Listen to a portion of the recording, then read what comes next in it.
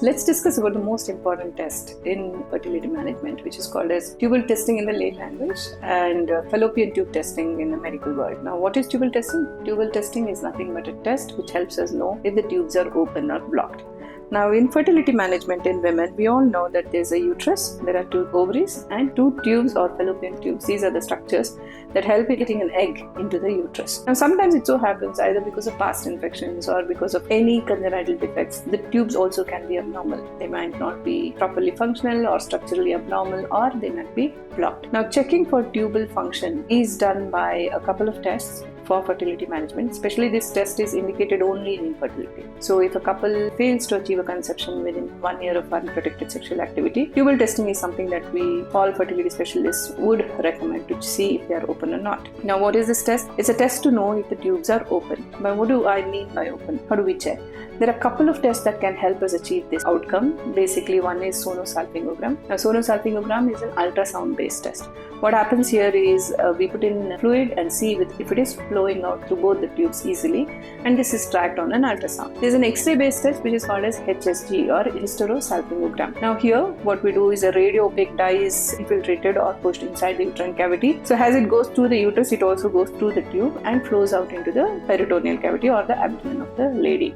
That is when an X-ray is taken, and with this X-ray visualization or fluoroscopy, we interpret that tubes are open. Now, what we need to understand is most of these tests tell us only about the openness of the tube. That means that the tubes are allowing the dye to come in and go out. Now, this test doesn't necessarily tell us whether the tubes are functionally normal. But unfortunately, we don't have any advanced testing to know if the tube has a normal function. For example, when the egg releases, the tube has to aspirate the egg into the fallopian tube.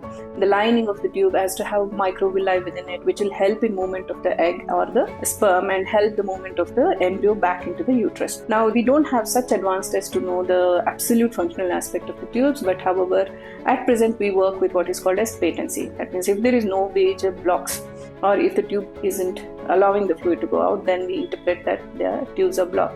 In such situation, natural conception may not happen and we may have to go ahead with an IVF to achieve a conception. Now, with respect to the tubal testing, the tests that are at present available are Sonosalpingogram, as I said, an ultrasound-based test, a HSG or a hysterosalpingogram, which is an X-ray based test, and last but not the least, and which is considered as gold standard to check the tubes, is a diagnostic laparoscopy. Now, diagnostic laparoscopy is a kind of a mini surgery wherein a small port is made into the lady's abdomen, checked from outside whether uterus is looking normal, tubes are looking normal, and then a dye is put from down and seen whether it is flowing out correctly. Almost all the tubal testings are planned between the day 6 of the cycle to day 10 or day 11 of the cycle. However, if the lady has irregular periods or is not ovulating correctly, in such situation it can be done a little later also. Now, why is this time chosen? Basically because we need to wait for the menses to completely stop so that the basal lining of the endometrium is formed, and then before the actual egg develops and releases, we need to finish the test. Why? Again, this is because if the egg releases and if there is a prospective pregnancy, the pregnancy should not be disturbed by the test. In view of this, we complete the test within the 10th day of the cycle.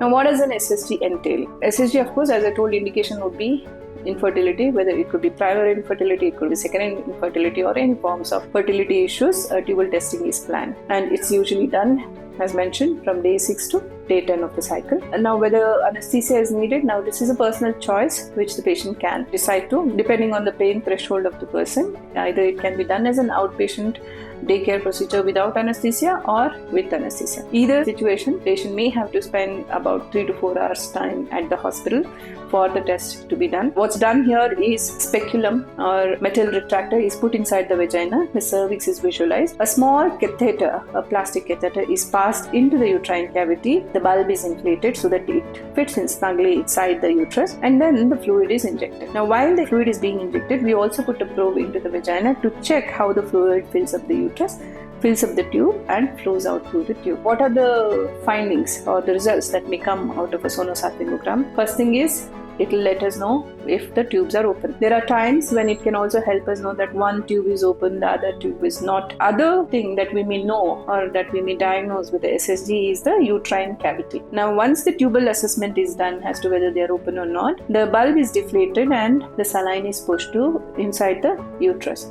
This helps us assess if the uterine cavity is normal. So it will help us diagnose things like polyp, a septum, a unicornuate uterus, because it helps in distending the uterine cavity so we can assess how the cavity looks. And after the procedure, the catheter is removed. The patient may have to rest for a couple of hours at the hospital. What all can be anticipated after SSG? A little bit of spotting, a little bit of cramping during that day can be anticipated. But however, majority of the women are comfortable post the testing.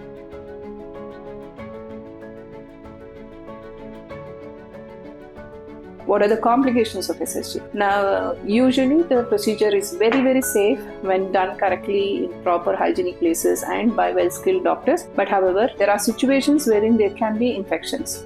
Especially if adequate aseptic precautions are not taken, then infection can get introduced into the uterine cavity or into the tubes and can lead to pelvic infection. Or if there is a pre-existing infection like tuberculosis or any pelvic inflammatory disease, then that can get exacerbated by the test. So it's very important that in the post-procedure period, if the lady develops abdominal pain, abdominal swelling discharge, or fever, to visit the doctor and get herself assessed so that the antibiotics can be escalated. The other complication which can happen is perforation. Now, while passing the catheter into the uterine cavity, if the cervix is very narrow or very curved, in that situation, in an attempt to open it, doctors may end up perforating the uterine cavity. However, again, this is a very rare phenomenon. Most often the procedure is quite safe. In the situation that perforation is found, then the procedure has to be stopped and tried again in the next cycle. And when you're trying the next cycle, the doctor may suggest a hysteroscopy to check the cervical canal properly before going ahead with the Sonosalpingography.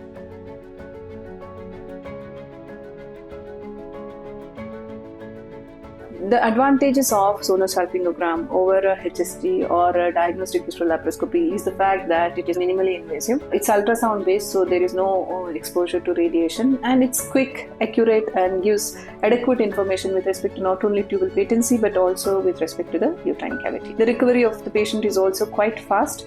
Usually within a day, the patient should be up and about and should be able to attend to her regular activities and duties by the next day. So SSG is a very valuable tool and a very valuable investigation in all the investigations that are available for fertility management. So it's an invaluable tool in the hands of the doctor.